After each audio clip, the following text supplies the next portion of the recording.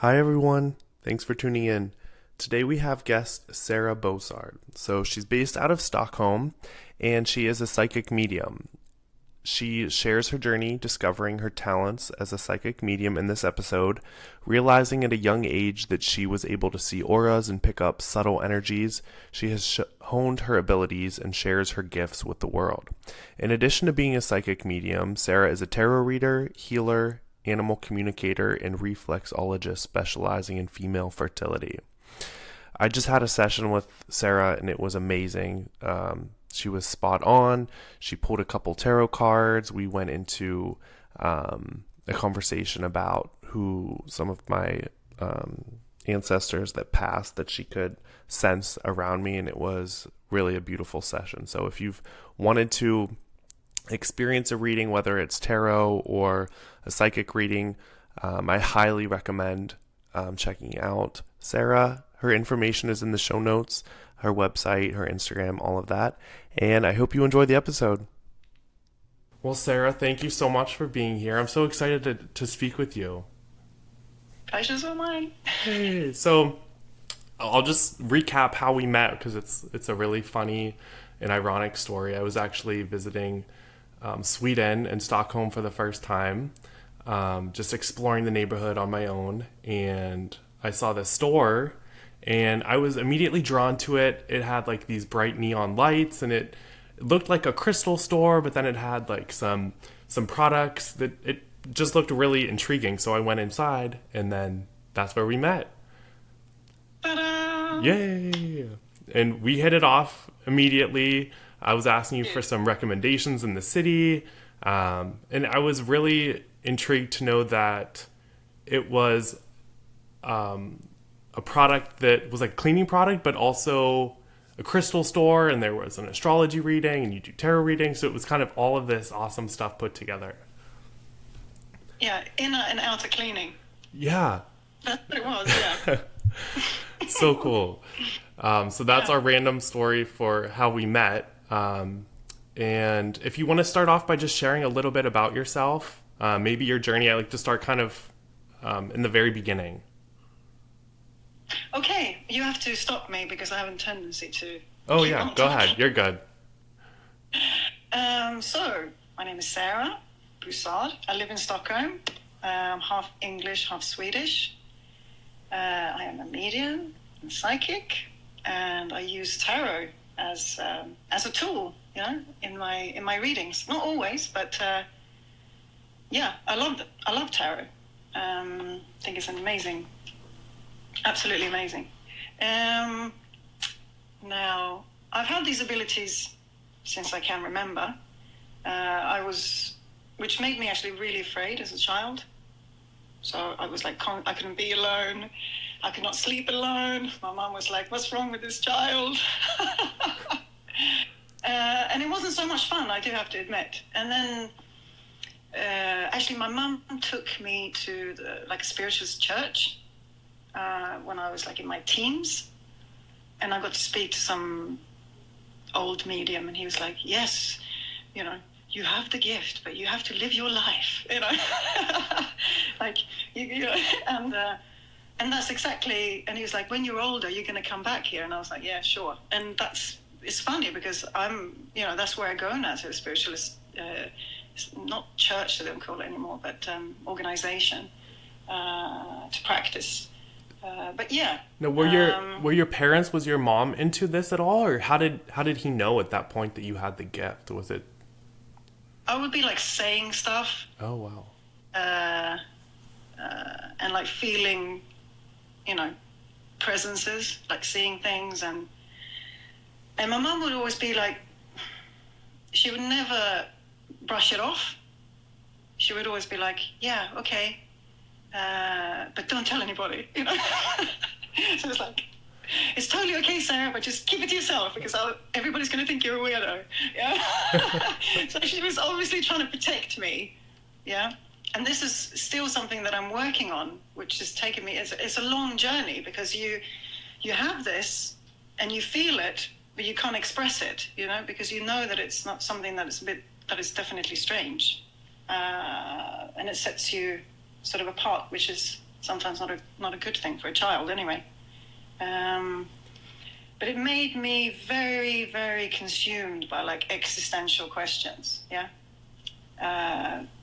Because if you're a child and you have an experience, like you see somebody that's passed away, I was thinking, well, if that person is still sort of like alive somewhere, I can see him, but nobody, that surely must mean that I've been somewhere before I'm here.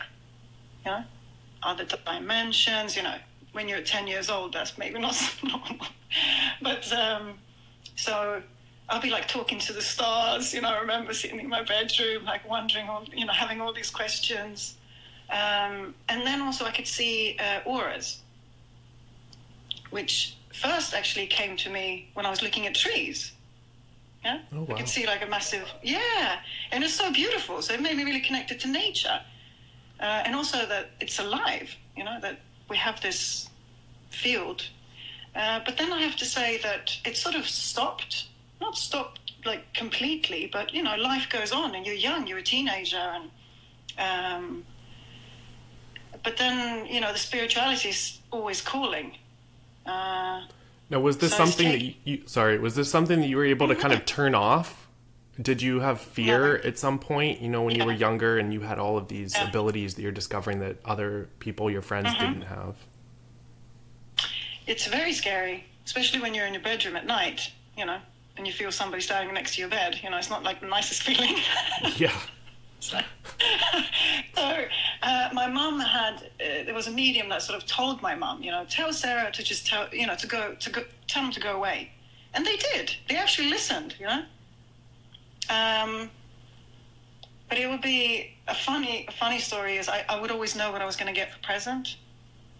It's like those psychic abilities. So I could never literally see any of my presents because as soon as I saw the package, I just knew what it was. So like everybody hated buying stuff for me. But that disappeared, but it was mostly, I would say it was like really strong between the ages of like 7 till about like 11, 12. Yeah. I knew who it was from. Oh, yeah, that's from my that's from Gran in London. I was going to say, when you're little, you really want to know anyway, so you were probably like, yay, I know what I'm getting. But let me see. Yeah. So I guess at this point, when did you kind of step more into your power, onto your path of embracing these gifts? Actually, not that long ago, surprisingly. So I was obviously spiritual, but I had a lot of fear. So for many years, I'm not going to say what group it was, but sort of a religion, you could say, for sure. So I meditated, like, let's say I spent 15 years, like really, like different clearing techniques, and I'll be meditating every day, and I'll be very focused, like, on my spiritual ascent. But in this group, like it is in many groups, these abilities are not supposed to be anything positive. Yeah. So it's like you're going to go to hell, these lovely, lovely things. So that's been a journey in itself to sort of like accept it. Because the more and more I was in contact with myself, the more and more my meditations were getting deeper, the stronger my abilities were becoming, And then I just had to sort of break free and realize that it isn't something that's bad, because what bonds people from your loved ones on the other side is the love. So how can that be wrong? That's how I sort of came to accept it. It's the love, that makes people or spirits travel, to see us, or if they all around us, or in other dimensions. Or I can't explain all of that, how it works, but it's definitely the bond of love.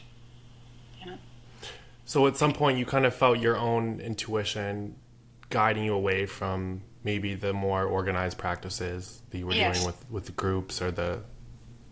Yes. So I went through like a big life.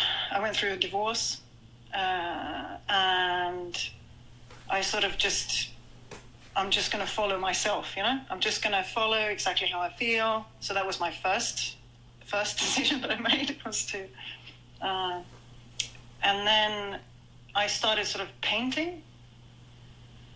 And I found that as soon as all these forms of expression, I would just, I'm not going to say I went into trance, but I was like somewhere else. And I'd be painting and I'd be like, what's this? Yeah. And then I went to a very, very good medium. And after that, it was like one summer, it just all sort of, I was on holiday in Spain visiting my friend. And all of a sudden I'm sitting there talking to her, and, it's like a button has been switched on. And she was talking to me about her, this guy that she was dating. And it's like I saw what he looked like, I knew where he was from. I could see a map of the world, and, he wasn't from there. He was like from somewhere else. And I was trying to process this.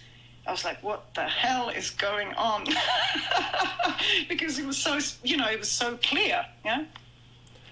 So then I called up that medium that I'd been to. I was like, something is happening, and and she sort of said, yeah, this can sometimes happen, when you get in contact again, like if you already have the ability, but if you come in contact with somebody like a medium who's very connected, let's say, it can, declench, or is that how you say it? Yeah. So for you, it kind of turned on after that connection with the medium. You kind of... Yeah, after that summer. And also, like, I obviously still meditated. Yeah. I still, took care of myself, and I still prayed. I still have still all my questions. But let's say I was open, and I had more love for myself, and a trust that I didn't have before.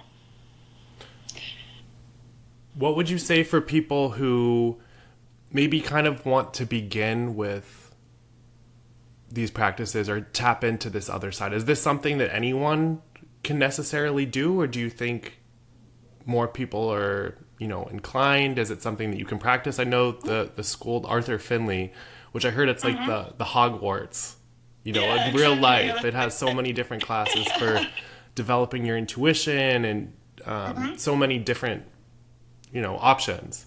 What would you suggest for someone who kind of wants to explore? I would say that I believe that everybody has the ability, and then obviously everybody's different, like we were talking about before as well. Everybody comes from different backgrounds. We're all different, and we sense things and feel things, and we've had different life experiences. But I think that intention is extremely important, Why do you want to do this? Is it just to, like with anything, if you want something in life, do you have a pure intention? For me, that's important anyway. Do you understand what I mean? Right. Like, do I want to have ability to have power? Do I want, to have money? What is it?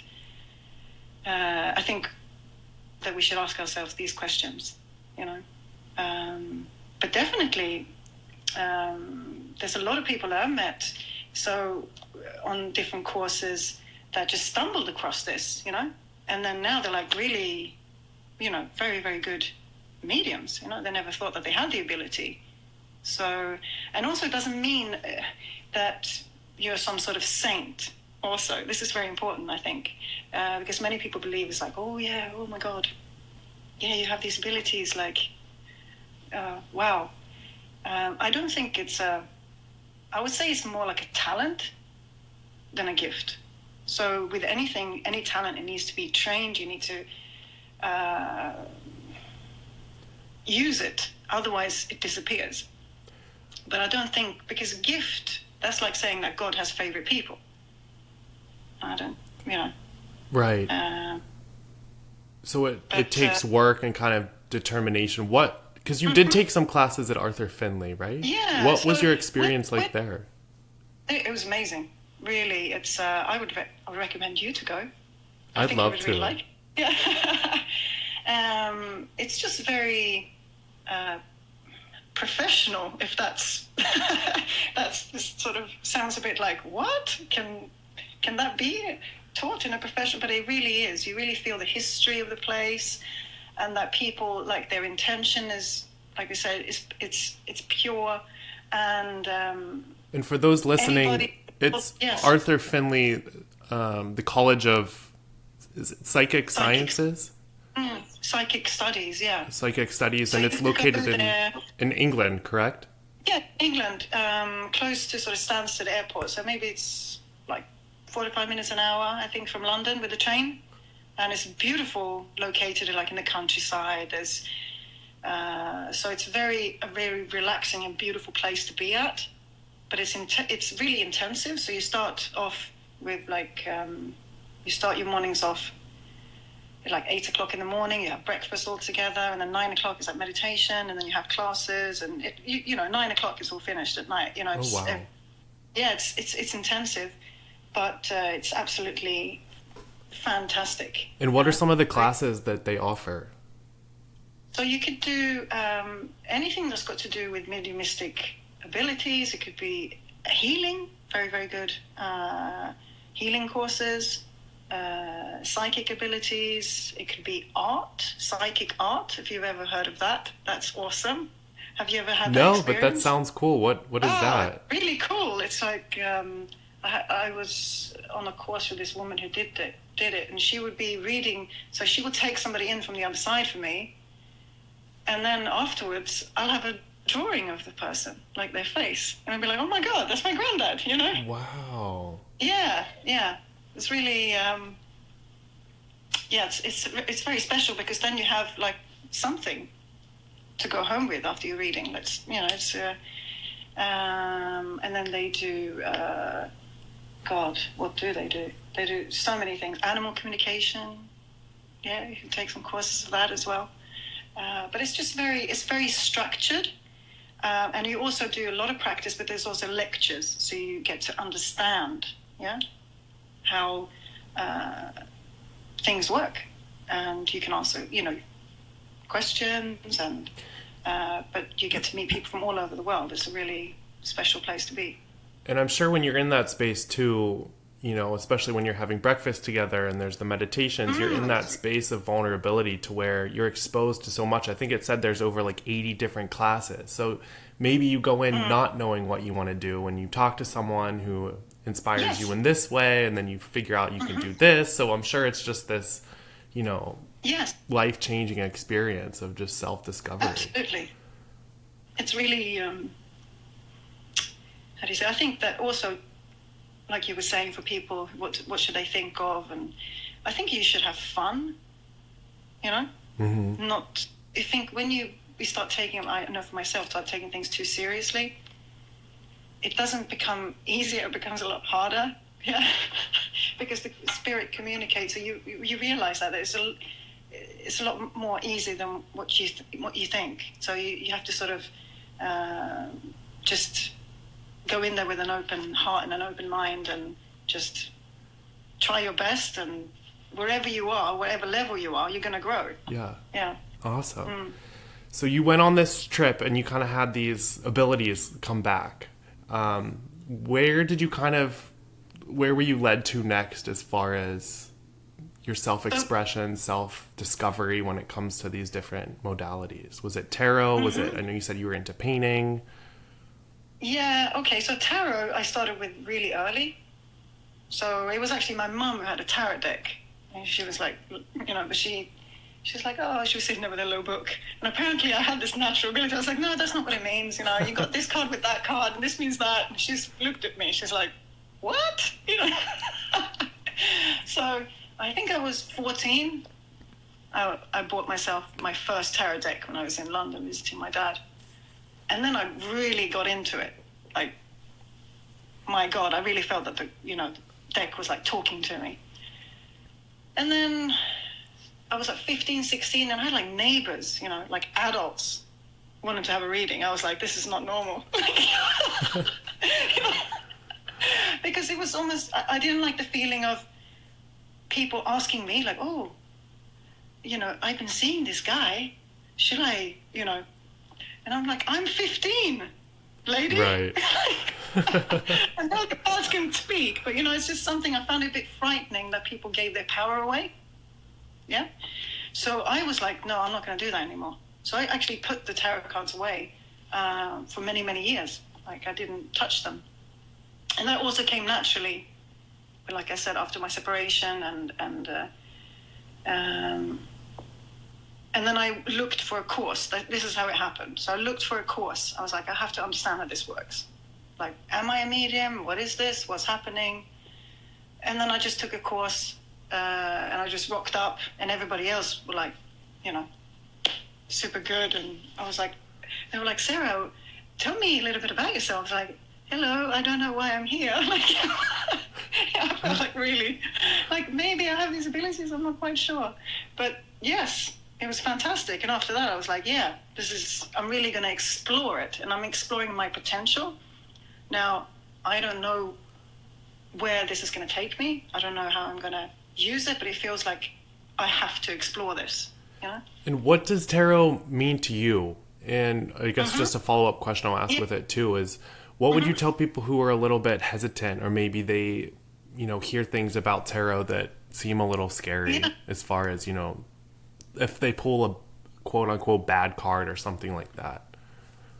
Yes, absolutely. The tarot cards can look very scary, okay? And when let's say I do big events, then I use certain decks that are like older, so they don't have so much images on them, yeah? So people don't think too much. They're like, oh my God, I got the Tower and Death. But for me, they're a tool, yeah? So again, this depends upon the person who is reading. I mean, I believe that we're on a spiritual journey. Life is a spiritual journey, yeah? And even that means everything for me is growth, spiritual growth. Even when I have to go and do a normal job, yeah? I meet people, I experience things, and that's also for me, like everything is spiritual, yeah? Mm-hmm. Everything is spiritual growth, yeah? But tarot is used as a tool, because whether we are very good at grounding ourselves, finding inner peace, all of this, life is still going to be full of storms, and nobody is exempt to sadness and to loss and to, maybe financial difficulties or whatever it is. And then tarot can sort of guide us. It's not supposed to tell us what to do. Yeah, I don't believe that. Even, if you go to somebody, nobody's supposed to tell you what to do. Like, that would be a bit strange. Somebody, leave your husband, Right. Sell your car. They maybe should start, getting a little bit worried. But, but it's supposed to be a guidance tool. Yeah, because I believe that there is a universal love, and that when we get disconnected from it, we feel sad and we feel, what's going on and, whatever worries we might have. And then the tarot can help us with that. Absolutely, like you were saying, some people are absolutely scared of it, and I respect that. So, for example, I have a friend who's Catholic and very, he has a real big problem with tarot. Yeah, so that means that I normally have all my decks here at home. I have so many of them. They're in my bedroom, they're in my living room, they're everywhere. Okay, but out of respect, I do take them away because I don't want him to feel uncomfortable. Yeah, right. I would say that if you are somebody that's interested in tarot, but still you're a bit afraid, I would say start with a normal deck of cards. You won't have the major arcana, but you can still, get a lot of guidance just through that. And not be afraid. True, everything has there's nuances through every card. And I think something that helped me, because I, before I kind of had a reading or got into it a little bit, I was doing some research, and the idea that kind of helped me understand it and feel more comfortable was, like you said, it was less fatalistic, less future telling. Yes. It's more of just reading the energy and still Mm-hmm. giving us still the permission and the control that, we can navigate our own lives. But this is just, Yes. maybe something that you need to pay attention to, or something that Exactly. it's more self-empowerment versus this is going to Exactly. happen to you on this date. Yes, because nobody can really, we can sense things through our energetic field. We can sense things which are coming in, but we don't know for sure. Things change. People, things are unpredictable. So, no, it's very true what you were saying. Yeah. And I guess that kind of goes into my next point that I wanted to bring up too. When it comes to, you said that you are a psychic and a medium. Is that kind of the same thing? Is it a little bit different? Can you describe maybe each of them? That is a very good question, I have to say, because actually not many people know the difference, and I didn't know the difference when I started. So psychic is when like what I was reading you earlier on, it's like I read your energetic field, yeah? And so it could be your personality, what's happening in your life right now. And mediumistic is when we are a medium to the other side. So it's basically reading psychically the people who are coming through from the other side. Yeah? So psychic is like here and now on this plane, and mediumistic is when we put our attention. Yeah. And how do you see energy when you read someone? Can you just kind of walk us through how you read the energy, how you see maybe different ways it kind of shows? I know during our reading, something that I thought was really cool is that you say that sometimes you see people as flowers, which I think is awesome too. So if you want to share a little bit about that. Yeah. So it's very different. I would say I like flowers because they're beautiful, and it's sort of, and it also gives a symbolism to the person as well, like, but it could be, let's say, if I don't see flowers, then it's a color, for example, and then I go into the color. So I see somebody that's, got a yellow color, and I go, it's my association to the color yellow, and then I start reading through that. But it could also be a feeling.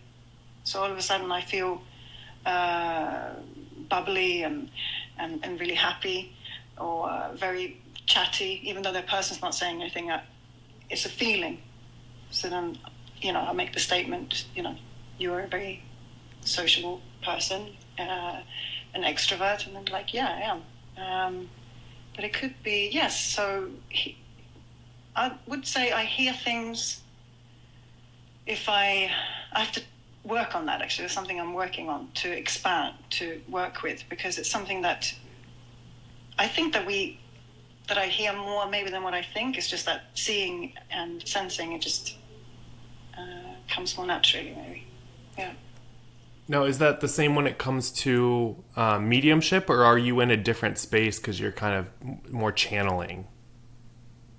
No, it's not channeling. So I would, again... or maybe, sorry, you could go into even what channeling is, just so we can kind of understand the difference between medium I don't and know if I can explain. There's probably some very advanced channelers out there. Yeah, just if you want to share anything. Isn't it an altered state of being? It's like a trance that you go into. I've actually seen people.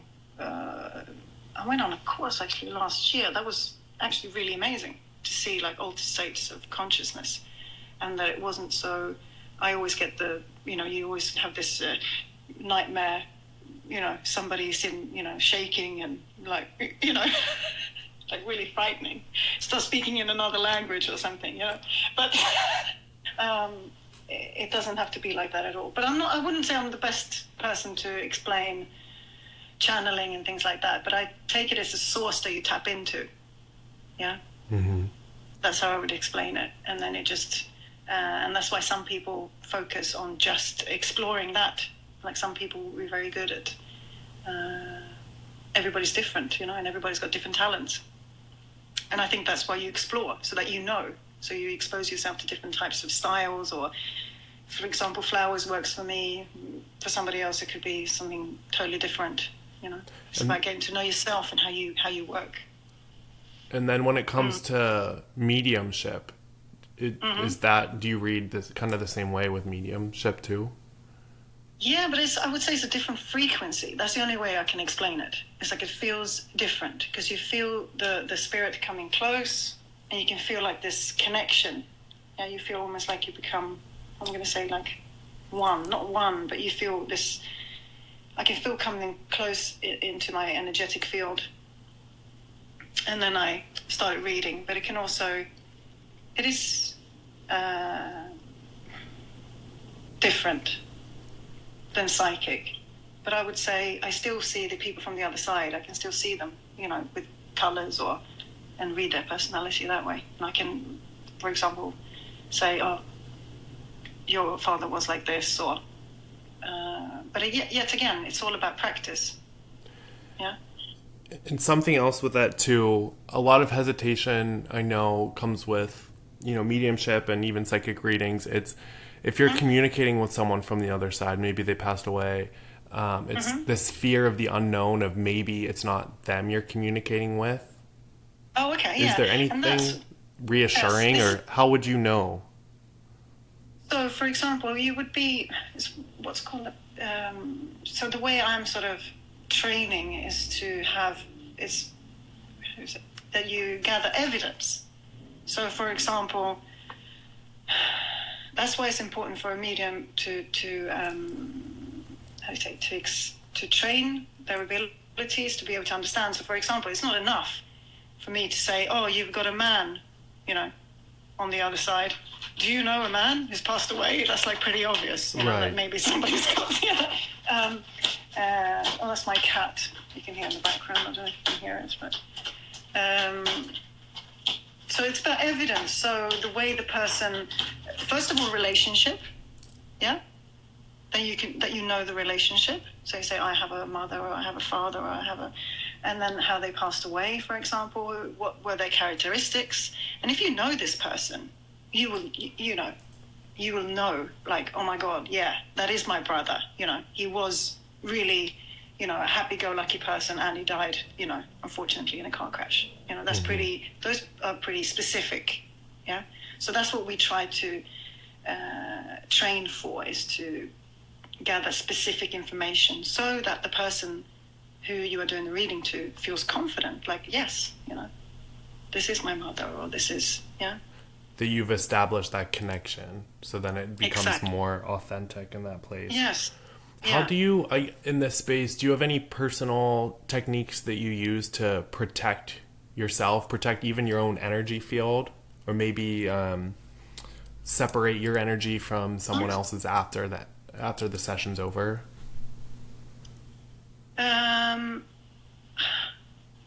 This is interesting. Absolutely. I wouldn't say more like protection. It's more like coming back to my natural state. Yeah. And that's why I also do believe that personal development is crucial. Because if I know myself, I know my own frequencies, I know how I feel, I know who I am, then I automatically feel when something else is coming into my energetic field. Yeah. So if I'm at a meeting at work, and all of a sudden I start feeling worried about something, and I'm like, oh my God, why am I worried? And it's like, oh no, that's not me. And then I can just push it away. Yeah. And that's why it's also important to develop these abilities so that we can switch on and switch off. So it's more of like that self-awareness of knowing what energy is yours versus what is someone else's. Yes, and that's why meditation is important. Yeah, so you become more obviously in tune with yourself and your connection to this higher power, if you believe that. Is there anything else you could do, and even maybe not even like a psychic reading sense, but if you get into a fight with someone, or you realize that maybe some of their energy is in your space, is there any ways, just different tips or things that you do to kind of get back to your natural state? You mentioned meditation. Are there any certain forms of meditation that you like to do, or anything else?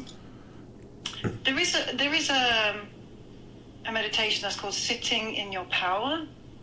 It's very, like, in the spiritualistic realm, you know, in the church that I go to, or the, you know, call it church nowadays, but it's about just visualizing that you have this light inside of you, and this light sort of slowly expands, you know, out to the universe. But I think that, again, it's all about knowing each other. So for me, I know that water works really well, and grounding, like sitting on the ground, simple things like that helps. So I would say for people to experiment, like what works best for you, because what works for me might not work as well for somebody else. But definitely grounding, and that could just be like sitting on the floor with my hands on the floor as well, yeah, and just asking Mother Earth, you know, to absorb all my blockages or any energies that don't belong to me or not mine, yeah. Or when I go to bed at night, just say, you know, spirit world, or if you have, you know, whatever you want to, you know, please take away everything that's not mine, yeah, and not to wish anything, you know, obviously, how do you say, and send love, you know, send light, and just focus upon the light, yeah. There's light around you, and even if you have an argument with another person, you know, with love also, you know, we're only human, you know. Yeah, that light and that love can kind of naturally bring you back to your, you know, organic state, your vibration. Yes, and also not to have fear. Like I've had so much fear in my life that now I sort of embrace the things that are coming to me, you know, and it's not scary. It's something that I have to obviously look. I believe that, let's say, all of a sudden I'm gripped by guilt or I'm gripped by fear. I still believe that is like the key for me to open that door, is to go into those feelings. Before I used to be very afraid, and now I'm not. But yeah, that's because, you know, I have faith, but that takes a while to get there. And behind that fear too, it always seems like it's something else, you know. There's always like a root where you could ask more questions. What's behind this? What's behind this? And then you end up learning so much in the process. And yeah, it's scary, but I'm sure it's, you know, so rewarding and seeing the growth that you. And I think also, so I've had the last few years, you know, I lost my job in the pandemic, and then you know, it's been, it was an interesting few years. And I always get the fear of, oh my God, am I doing the wrong thing? Yeah, I think that's, most people are afraid, am I on the wrong path? Have I done this wrong? You know, but I really strongly believe that nothing is in vain. And when I started coming to sort of peace with that, it just made me feel so much freer.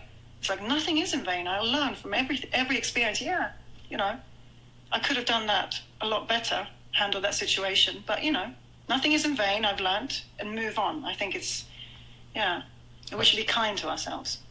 I love that too. That's really important to remember. Not taking things so seriously, you know. Yeah, and also one thing that's really, it's also something that came to me years ago, not that many years ago, maybe 3 years ago. I was out walking in the forest, and I was like, oh my God, it was the pandemic. It was, when was that? I've had a rough few years because I went through a divorce, and then I moved, and, you know, changed jobs, and it was also because I'm a very, like, I believe the best of people, and that's sometimes not such a good thing. And it's put me maybe in situations where, you know, And one thing that came to me was like, only people, you know, with a pure heart will allow other people to shine. And that's something like, these people that I have around me, do they allow me to be who I am? Because if I'm myself, then I'm, you know, then every individual is shining, you know? Do these people, or, you know, the person I'm in a relationship or whatever, do they allow me to be who I am? And that's helped me without any dramas, you know, to just move away from situations and people. It's like, do they have my best Because if you love somebody as a friend, you know, you love, obviously, if you feel that your person is doing something really, you know, ridiculous, maybe you would say something. But do you understand what I mean? Right. Like, And I think that could be yeah. said for all relationships, right? Because then the Yes. toxic ones are the ones to where, you know, you're just not So, connecting in that way. And Sarah, do you have okay. any advice for people who want to get deeper into this? Maybe they know a little bit about this work, or maybe nothing at all, but they feel an inkling to kind of dive into it or learn more about the different options within it. If you have any tips or suggestions for them. Absolutely. So the first one would be meditation.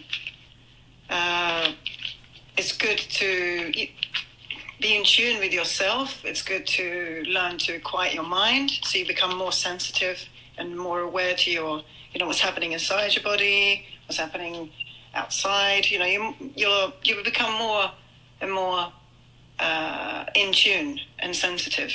Be more like aware, and an awareness will grow. Let's say, put it like that.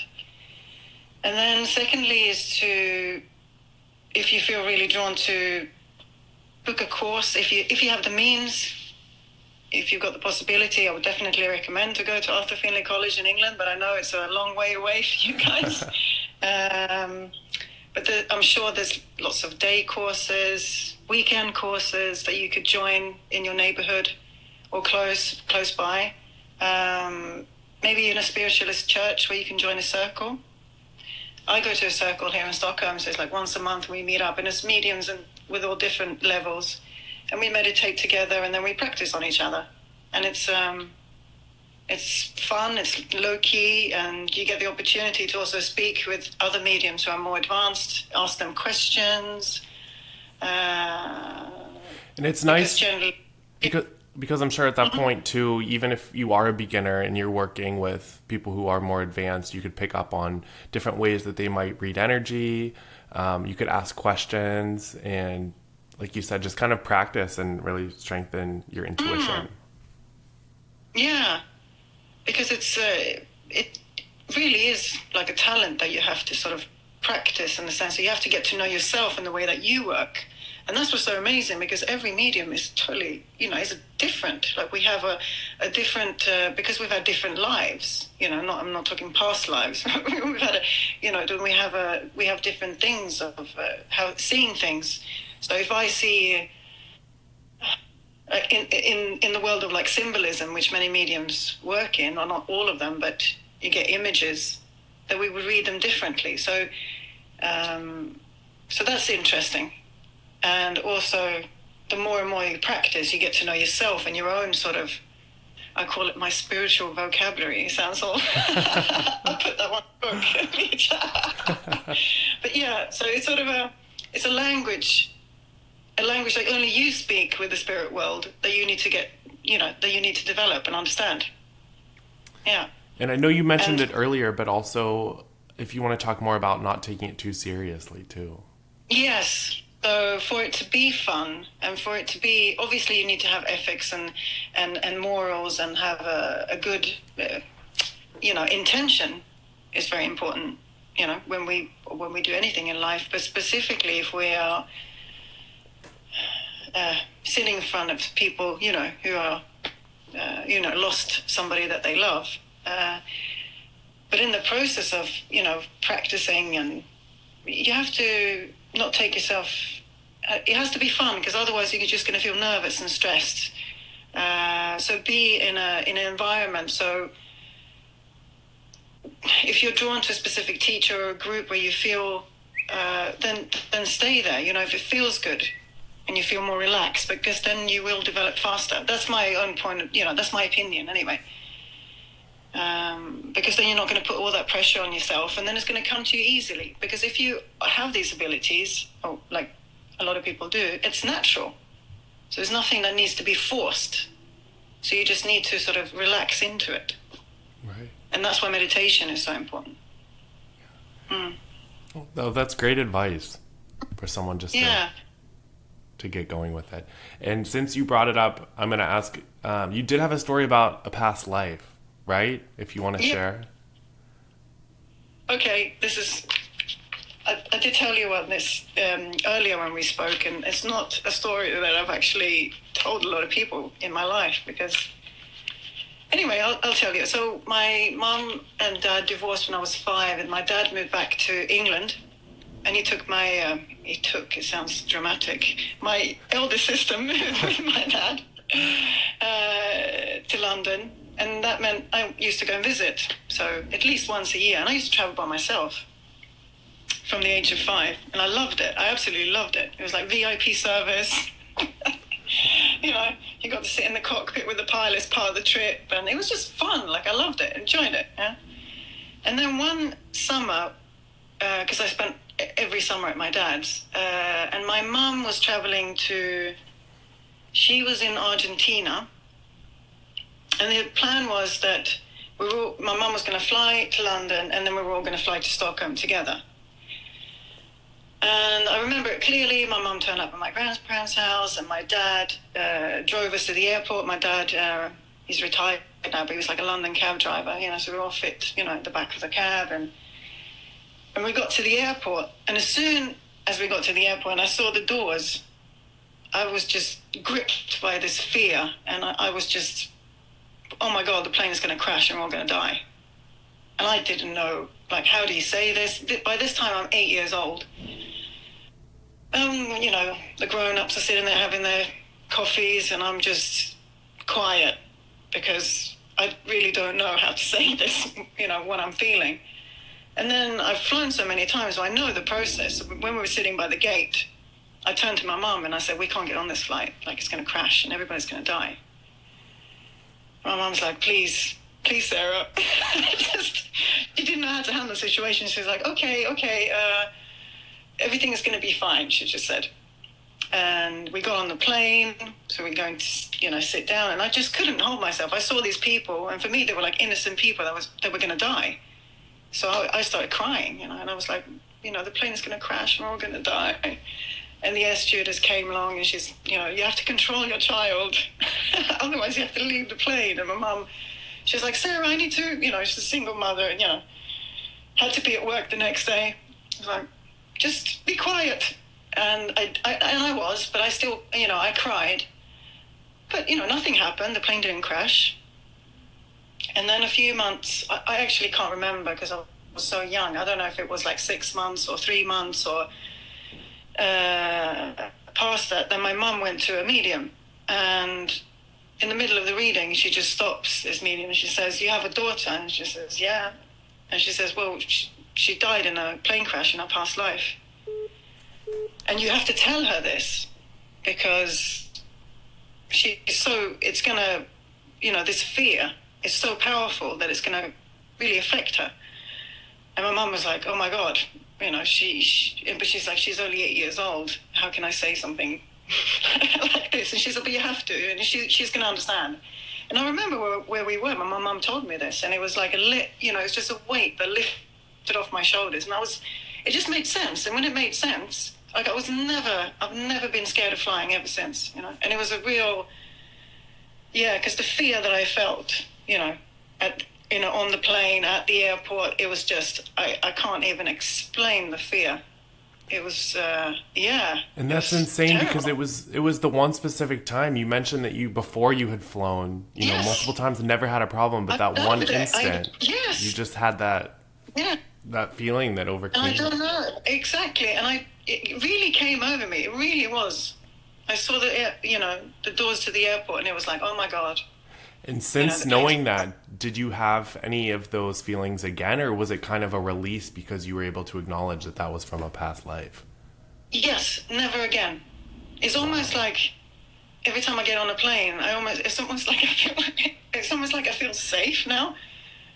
It's like I'm absolutely no fear whatsoever, and it's almost like I don't know. I'm thinking it can't happen twice, or can it?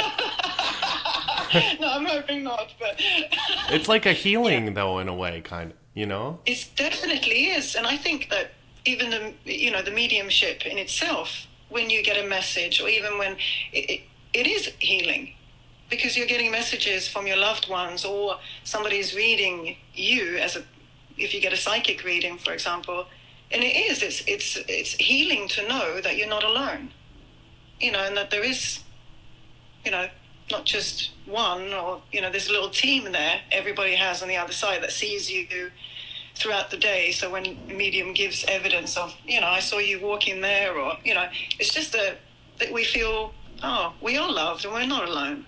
And so then in itself, it feels, yeah. I was just going to ask, did your mom make the connection? Did she remember the one episode that you kind of had on the plane, and was she able to tie it into? Oh, yeah, of course. My mom, she definitely, she was, absolutely. Because she was, I've done some weird stuff like that, where I've been really, that's when my mom started, She did listen, but she didn't really know how to not handle that situation. That's for sure. Yeah, I know. That story is incredible. Yeah. And I've never spoken about it, even to like friends. But then I'm thinking it's coming up now, so maybe somebody out there maybe needs to hear it. Yeah. Perfect. I don't know. That's awesome. Yeah. And Sarah, do you have any advice for people who want to learn tarot? So I would say there is different ways, like there's different schools. Some people learn each individual card, what it means. That's the way, how I've learned. And then you obviously use your intuition. And then there's other people who read the card intuitively. Okay, so they don't know much about the cards. They just pick a card or they do a reading. And honestly, I have a friend and she does it like that. And she's spot on every time. So there's no judgment there, like on a specific way to do it. I just think it has such a rich history. Each individual card, I think they're just, so interesting. So I can't stop but to just be a nerd like that, learn everything. But spend time with your deck. I say it's like a relationship, like you have a relationship with your tarot deck. So don't go all advanced and try to, you buy a deck and you buy a book. That's fantastic to have a book, I would say. But don't go crazy trying to do all of these spreads because, it's just too much. You're going to throw those cards out of the window after about 3 weeks because it's going to be too overwhelming. So just spend time with your deck and you're going to notice how it works with you. So I think that everybody has a personal relationship with their deck. And then you just pull a card each day, or if you want to pick 2 cards, or, but don't go crazy. And then just read about it, let it linger. And then, little by little, all of a sudden, you're going to realize that, oh my God, yeah. And then it's going to be a natural stage. It's going to come naturally that you do bigger spreads. It's just going to come totally natural. So there's no need to sort of, And when it comes to spreads, do you have an advice? Would you say just 1 card per day? Would you say sometimes I've seen people do kind of 3, like a past, present, and future. Is there anything that you would recommend with starting with? I pick a card every day, and I pick several cards every day. But my question is always, what do I need? What do I need to know right now, or what would you like me? Something like this. I think that because then you're sort of open, but I'm not asking like, oh, what about my work, or what about my love, or what about my, just being open and receptive, and just saying, what do I need to know right now? That's a nice way, but otherwise, past, present, future, you can do 1 for the week or 1 for the day. I really like that because when you ask, what do I need to know right now? It's kind of like you said, you're open, the messages can come through, and it kind of draws your attention to something that maybe you weren't really focused on before. Yeah. That's awesome. Absolutely. No, I think, so just spend time with your deck. There's no other way, So the more time you spend with your cards, you'll automatically know how your deck works, because I believe they're all different. I have so many different decks, and I'll have like one deck where I only use for myself, and I'll have other decks that I use on everybody, but that's just me. I mean, I take it, everybody's different as well. I was working with this guy, and we were in this meeting. I saw so this young guy next to him, in the spirit, who just sort of tapped him on the shoulder, and he was like, he was kind of joking, and I was like, oh my God, this is just too weird. Like, I can't do this. This is a work colleague, how can I? And the months go by, and I don't say anything. And then one day, because we didn't work in the same department, but then one day we were sort of working next to each other, and I was like, I do have to say something. I could feel it. I could feel the presence of this young man, And I sort of said, I'm sorry, but, have you ever heard of people who can communicate with people from the other side? And he's like, yeah. It's like, I think I'm one of those people, and I just wanted to let you know that you have this young guy, next to you, and his family, And he just looked at me and he goes, yeah, that's my, and I explained what he looked like and his characteristic, and he was just, I just saw he just soften up, and he's like, yeah, that's my brother who died of an overdose, Wow.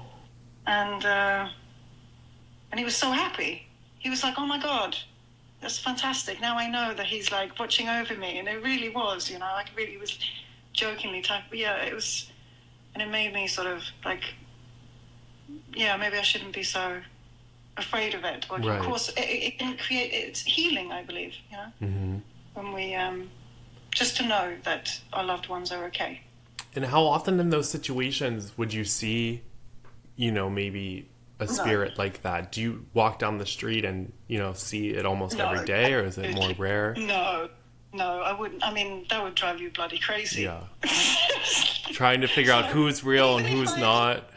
Yeah, exactly. No, but that wouldn't be, if I'm everywhere I am, like, excuse me, because everybody has loved ones, and I believe that everybody, their spirit has, something to tell them, but you can't go around. I mean, my opinion anyway, like to read people without their permission, that would be unethical, but some, you can definitely feel the frequency. So if I'm having coffee with a friend, when you have that intimate, when you sit in there, but then I would just be like, no, I'm not working now. Yeah. So you could kind of turn it off. You have the power yes, to say no. Yeah.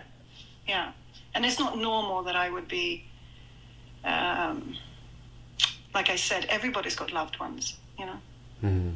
and you could read anybody and give them a message. So, it would be, that was just I think it was a thing for me also to realize that it can actually, because I was battling with it, if I should do this or not, is it, are we supposed to do this? Am I going to go to hell? Is this a bad, Right.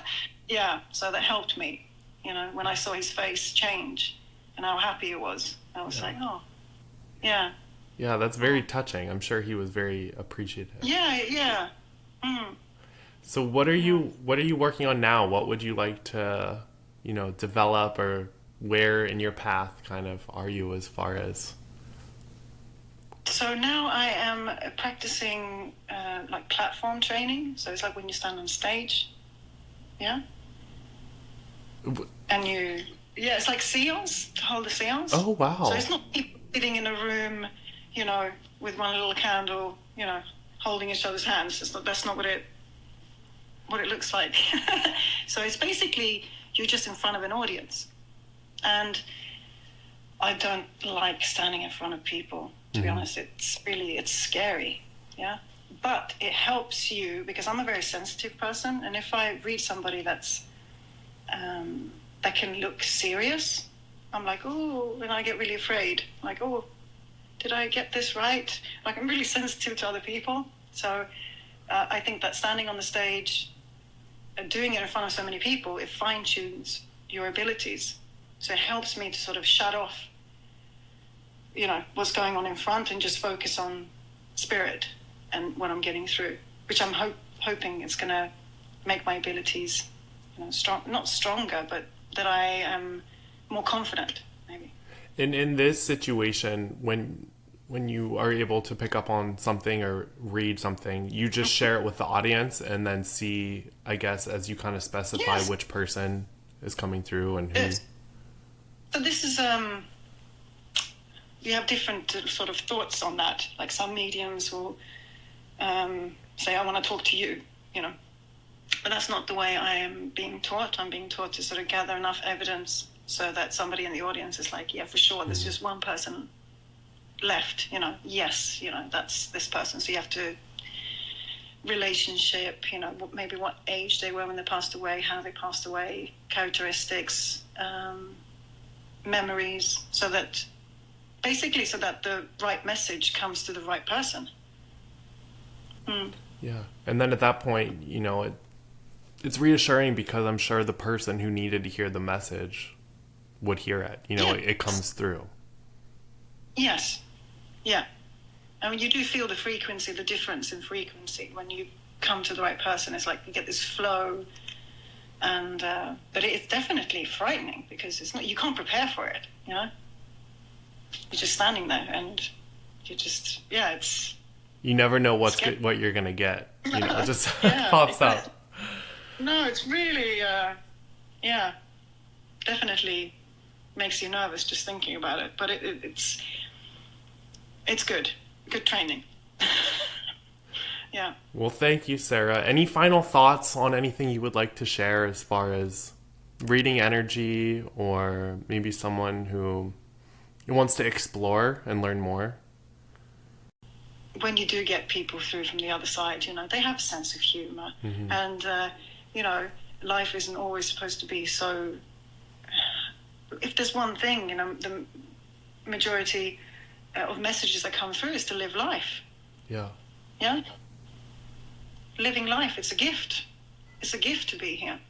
For anyone interested in booking a session with you, are you offering any tarot readings or psychic or mediumship readings at all? If you want to just share maybe any ways that people can follow you, if you want to share your Instagram or your website or anything. Yeah. As you guys who will Google me or go into Instagram, you realize I'm not such a technical research. I'm really, really bad at putting up, posting things, but I'm definitely there. I do exist. And absolutely, you can book a reading with me. I go by the name of Golden Star Tarot, and goldenstartarot.com is my website. And there you have all the information on how to book, or you can email me at info@goldenstar.com. Well, thank you so much, Sarah. Oh, thank you.